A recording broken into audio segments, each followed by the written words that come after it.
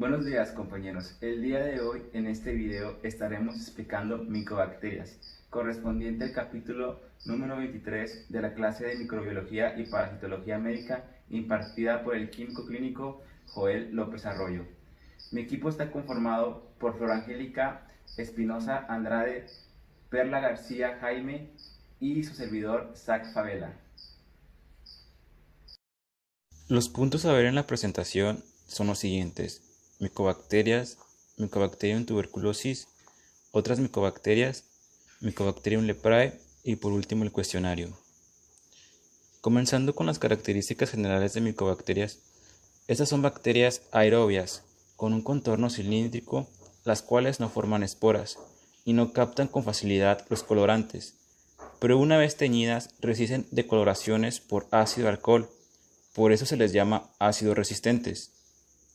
Se conocen más de 200 especies, incluidas formas saprófitas.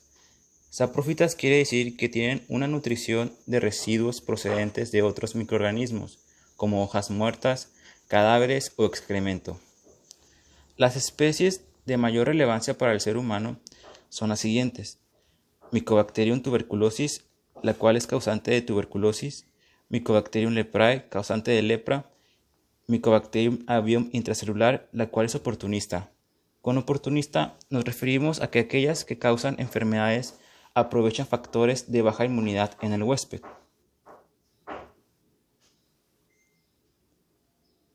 Estos son algunos ejemplos de especies consideradas siempre como patógenas. Como lo mencioné anteriormente, Mycobacterium tuberculosis, Mycobacterium leprae y la siguiente es Mycobacterium bovis, en cual tienen un reservorio en seres humanos y ganado bovino. Especies que pueden ser patógenas para los seres humanos. En estas va incluida el complejo de Mycobacterium avium, el cual tiene un reservorio en tierra, agua, pájaros, aves de corral, cerdo, ganado bovino y en el medio ambiente, y Mycobacterium kansasi. Las especies saprófitas que muy rara vez ocasionan enfermedades en seres humanos son Mycobacterium gordonae, flavenses, Phalax, Gastris, Smegmatis y complejo de Mycobacterium terrae. Mycobacterium tuberculosis. En tejidos, los bacilos tuberculosos son bacilos rectos cilíndricos que miden aproximadamente de 0.3 por 0.4 micras. En medios artificiales tienen forma cocoide filamentosa. Normalmente la mezcla de alcohol etílico al 95% y ácido clorhídrico al 3% descoloran rápidamente todas las bacterias, excepto por estas, las micobacterias, ya que tienen una resistencia que depende por la integridad cerosa de su cubierta. La tinción de Ziehl-Neelsen es una técnica que se utiliza para la tinción de bacterias ácido resistentes como esta. En muestras de esputo y tejidos se demuestra la presencia de micobacterias por fluorescencia amarillo-naranja por colorantes fluorocrómicos. Cultivos. Los medios de cultivo primario se deben incluir los no selectivos y los selectivos.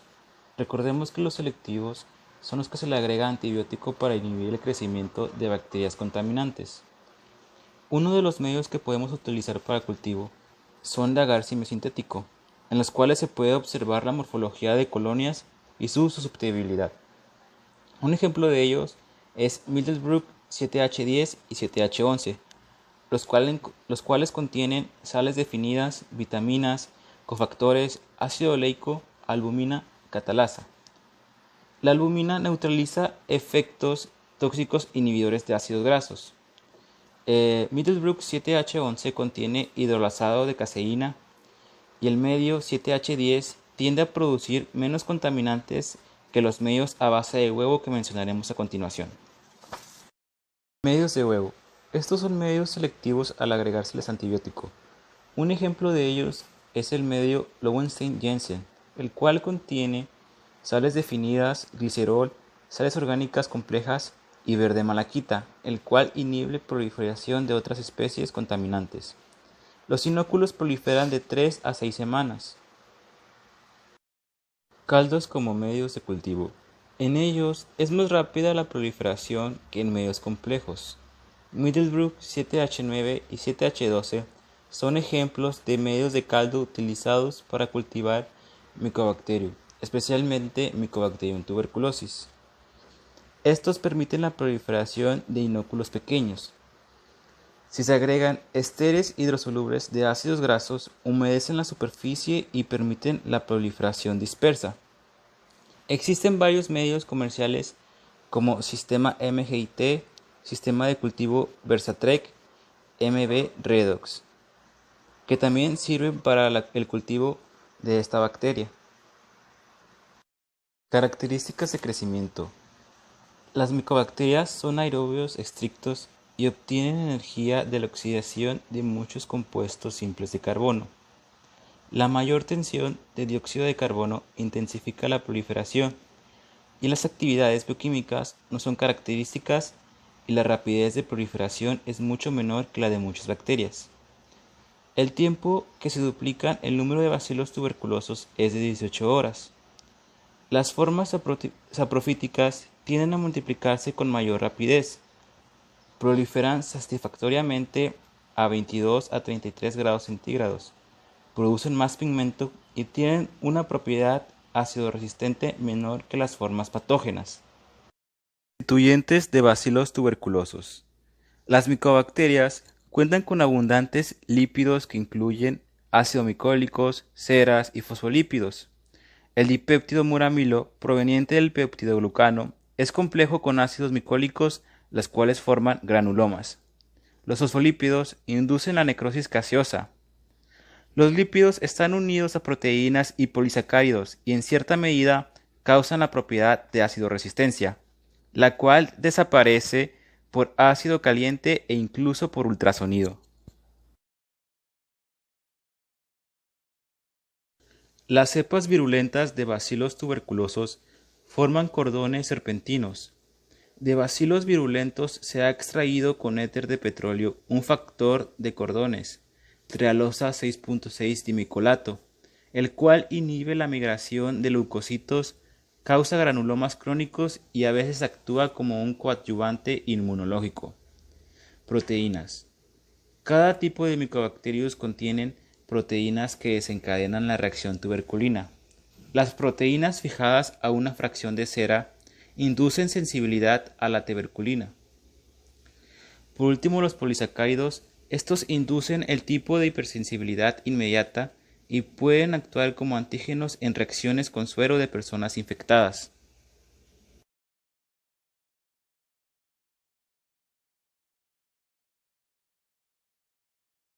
Continuando con la anatomía patológica, el desarrollo de lesiones y su curación o evolución depende principalmente de dos factores. Número 1. El número de micobacterias en el inóculo y su proliferación ulterior. Y número 2. El tipo de hospedador y su respuesta inmunológica. Existen dos lesiones principales, uno de tipo exudativo y de tipo productivo. La de tipo exudativo consiste en una reacción inflamatoria aguda, con líquido de edema, presencia de glucocitos polimorfonucleares y más tarde de monocitos alrededor de los bacilos tuberculosos. La lesión en cuestión se identifica en particular en tejido pulmonar, en donde se asemeja el cuadro de neumonía bacteriana. Puede originar necrosis masiva de tejido o transformarse en un segundo tipo de lesión llamada productiva. En la fase exudativa, la prueba de tuberculina se torna positiva. Continuando con la segunda lesión principal de tipo productivo, cuando está totalmente desarrollada esta lesión, un granuloma crónico comprende tres zonas. Número 1. Una zona central de grandes células gigantes multinucleadas que contienen bacilos tuberculosos. Número 2. Una zona media de células epitelioides pálidas dispuestas a menudo en forma radiada. Y número 3. Una zona periférica de fibroblastos, linfocitos y monocitos. Más adelante surge tejido fibroso periférico y la zona central presenta necrosis gaseosa. Tal lesión recibe el nombre de tubérculo. Propagación de microorganismos en el hospedador. Los bacilos tuberculosos se propagan en el hospedador a través de conductos linfáticos y torrente sanguíneo, y también por los bronquios y vías gastrointestinales. En la infección primaria, los bacilos tuberculosos se propagan desde el sitio inicial por medio de los vasos linfáticos hacia los ganglios linfáticos regionales y llegan a la circulación sanguínea, que a su vez lo transporta a todos los órganos. A esto se le llama distribución miliar. La invasión al torrente sanguíneo también puede hacerse porque un tubérculo o un ganglio linfático calcificados erosionan una vena, y si dicha lesión vacían su contenido en un bronquio, es aspirado y distribuido a otras zonas de los pulmones o deglutido y llega al estómago y a los intestinos. Infección primaria y reactivación. Cuando el hospedador entra en contacto por primera vez con los bacilos tuberculosos, por lo común se observan las siguientes características. Surge una lesión exudativa aguda que se propaga de modo rápido a vasos linfáticos y ganglios linfáticos regionales. El ganglio linfático experimenta calcificación masiva, por lo común termina en calcificado. A esto se le llama lesión de Ghon. Y la prueba de tuberculina adquiere carácter positivo. Esto afecta a niños y adultos y abarca cualquier zona del pulmón, pero más a menudo los campos pulmonares medios o la base pulmonar. La tuberculosis por reactivación se caracteriza por lesiones crónicas en tejido, así como por la formación de tubérculos, calcificación y fibrosis. Hay un ataque mínimo de ganglios linfáticos regionales y no presentan calcificación. El tipo de reactivación casi siempre comienza en el vértice del pulmón, zona en la que la presión del oxígeno alcanza su máximo. Continuaré con inmunidad e hipersensibilidad.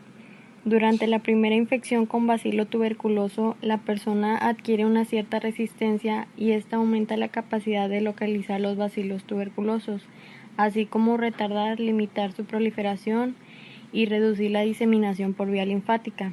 En el curso de infección primaria, el hospedador también adquiere hipersensibilidad a los bacilos tuberculosos. Esto se manifiesta por el desarrollo de una reacción positiva a la tuberculina. Prueba de la tuberculina. Bueno, esta prueba cutánea de la tuberculina es un método para determinar si una persona está infectada por Mycobacterium tuberculosis. En la dosis de tuberculina, esta se va a realizar inyectando 0.1 mililitros de derivado proteico purificado y se va a inyectar en la cara anterior del antebrazo. La prueba de la tuberculina es una inyección intradérmica y esta se debe aplicar con una jeringa de tuberculina colocando el bisel de la aguja hacia arriba. Y cuando esta se aplica correctamente, la inyección debe producir una elevación leve de la piel, como una roncha. Bueno, y como decía, en la dosis grande de tuberculina inyectada en un hospedador hipersensible puede ocasionar graves reacciones locales y una exacerbación de la inflamación y la necrosis en los sitios principales de infección. Las reacciones de la tuberculina. La reacción debe medirse en milímetros de induración, área palpable, elevada, endurecida o con hinchazón. Una vez realizada la prueba de tuberculina, se explora la zona en busca de induración, en un lapso que no rebase las 72 horas después del emplazamiento. Manifestaciones clínicas de la tuberculosis. Bueno, los signos y síntomas de la tuberculosis activa incluyen, por ejemplo, la tos seca o productiva, tos con sangre, dolor en el pecho, dolor al respirar o toser, pérdida de peso involuntaria, fatiga, fiebre, sudoraciones nocturnas o escalofríos. En la tuberculosis extrapulmonar, los síntomas dependerán del órgano afectado, es decir, existen distintos tipos de como lo es tuberculosis osteoarticular, tuberculosis miliar, tuberculosis intestinal o tuberculosis ocular. En el frotis, el esputo, exudado y otros materiales se estudian por medio de tinción en busca de bacilos ácidos resistentes. Por lo general, dice que no se recomienda teñir el material de lavado gástrico y la orina. Tratamiento. El tratamiento primario de las infecciones por micobacterias, que en este caso sería la tuberculosis, es la quimioterapia específica. Si se utilizan los fármacos solos, con gran rapidez surgen y proliferan los bacilos resistentes. Los dos fármacos principales que se utilizan para combatir la tuberculosis son antifímicos de primera línea, los cuales serían la isoniazida, la rifampicina, y los otros serían piracinamida y etambutol. En la epidemiología, la forma de infección más frecuente es cuando una persona excreta un gran número de bacilos tuberculosos, en particular de las vías respiratorias, el contacto cercano dentro del grupo familiar y pues la exposición masiva en caso del personal médico vuelve un poco más factible a que la transmisión por gotitas secas. Como ya sabemos, las personas con tuberculosis tienden a tener una tos seca, pero al momento de ellos de toser, pues estas gotitas se expanden o se expiden más bien y pues es la forma más frecuente de infección. Y también pueden influir factores como la edad, la desnutrición y el estado inmunológico del paciente. Algunas enfermedades también coexistentes como sería la silicosis o diabetes y otros factores de resistencia del hospedador individual. Y bueno, pues prácticamente aquí en prevención y control, el tratamiento que se lleva a cabo en los individuos con tuberculosis activa y la vigilancia de los contactos que ellos tienen es por medio de pruebas tuberculinas, radiografías y terapias apropiadas. Estos son elementos fundamentales para la erradicación de la tuberculosis. La farmacoterapia de personas tuberculino positivas, asintomáticas, en los grupos de edad más predispuestos a presentar complicaciones son los niños. Y en personas tuberculino positivas deben recibir fármacos inmunosupresores. Disminuye la reactivación.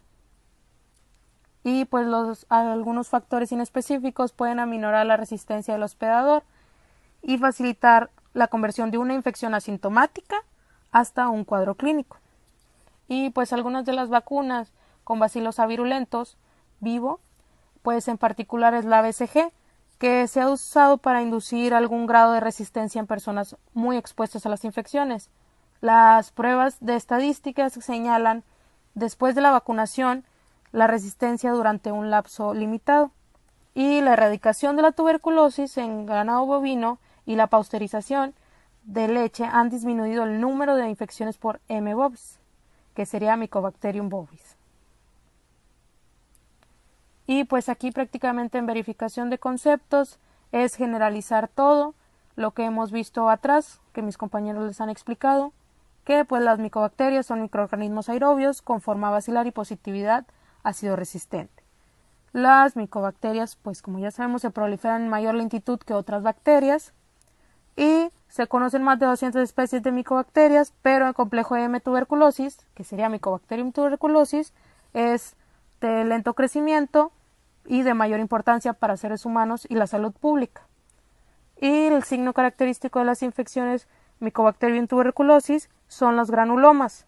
Estos son estructuras concéntricas que comprenden una zona necrótica central rodeada por una zona de células gigantes multinucleadas, monocitos e histocitos, un borde externo circular de fibrosis. Y los seres humanos se contagian de tuberculosis, como ya les había mencionado, por inhalación de gotitas infectadas que expulsa el enfermo. Mencionando otros tipos de micobacterias, sería la Mycobacterium leprae, que como su nombre lo dice, es la causante de la lepra, que en el caso de la lepra lepromatosa se identifica con regularidad en el raspado de la piel o de las mucosas, en particular en el tabique nasal. Las manifestaciones clínicas comienzan en forma insidiosa y las lesiones se desarrollan en las zonas más frías del organismo, incluyendo la piel, nervios superficiales, nariz, faringe, laringe, ojos y testículos. Se manifiestan en forma de máculas pálidas sin sensibilidad, que van de 1 a 10 centímetros de diámetro, como lo podemos observar en las imágenes de la izquierda. La enfermedad se divide en dos grandes tipos, la lepra lepromatosa y la tuberculoide. Para su diagnóstico, el material de raspado de la piel o de la mucosa nasal obteniendo con un bisturí. Como ya lo había mencionado, es la forma de diagnóstico de la lepra, o de un fragmento para biopsia de la piel del lóbulo de la oreja se extiende una laminilla y se tiñe con la técnica de Ciel-Nielsen. Para el tratamiento, las sulfonas, como la dapsona, son fármacos de primera línea que se utilizan contra la lepra tuberculoide y la lepromatosa. Por lo común en los regímenes iniciales se incluyen rifampicina o clofazimina. Otros fármacos aptos contra Mycobacterium leprae comprenden miociclina, claritromicina y algunas fluoroquinolonas. En la epidemiología, la transmisión de la lepra es cuando se exponen niños de corta edad por lapsos duraderos a personas que expulsan o dispersan abundantes bacilos de la enfermedad.